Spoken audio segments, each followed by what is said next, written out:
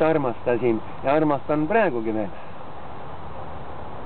Et kas see sind, ma ütlesin küll, et see on niisugune delikaatne asi, aga kui sa nagu tahad seda teada saada, et siis ma seda ütlen küll. Jah, armastasin väga Sirje Reitavit ja võib-olla isegi kõige enam, kes mul on, ta on ikkagi olnud kõige lähedasem naine, kes mul üldse elus on olnud. Ja armastan praegu. Seda ma ei saa eitada. Kõige lähedasem inimene, kes on lahkunud. Tema kaotus isegi oli valusam kui ema ja isa. Ja kuigi ma olin nende juures. No nende puhul oli nii, et haigus tegi oma julma tööd ja kõige valusam oli see, et nende isiksus ja teadvus nagu kustus, eks ole, et nad olid selles mõttes juba tükk aega nagu surnud, vaimselt surnud, nende isiksused enam ei olnud üldse suheldavad. See on väga kurb tunne. Ja siis jäi vaid ainult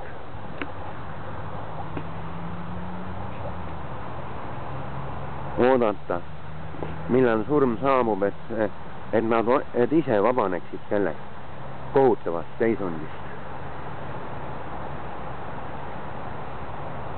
Vähk on juba asi.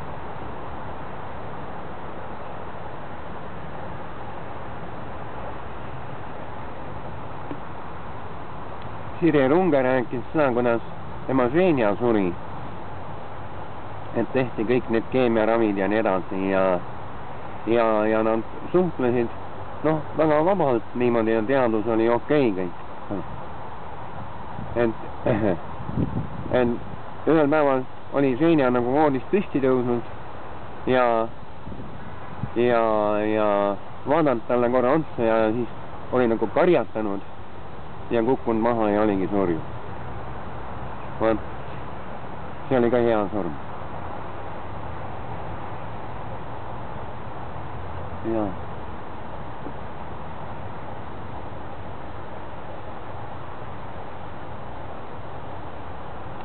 Eile jah, mulle tegi kõige enam nalja see rida väga lähedasi inimesi, kes Sirje kõrvale olid. Osalt ka Sirjele lähedased inimesed. Keda ta Nikola Kuli, Regina oli tema seal ka ju eile matustel ja ükskord me käisime Andres Tolts ja Andres Toltsiga läksime sinna Kulide juurde, see oli Keskküla oli ka ja oi, see oli vägev pidu. Mul on see pildistatud üles. No võt.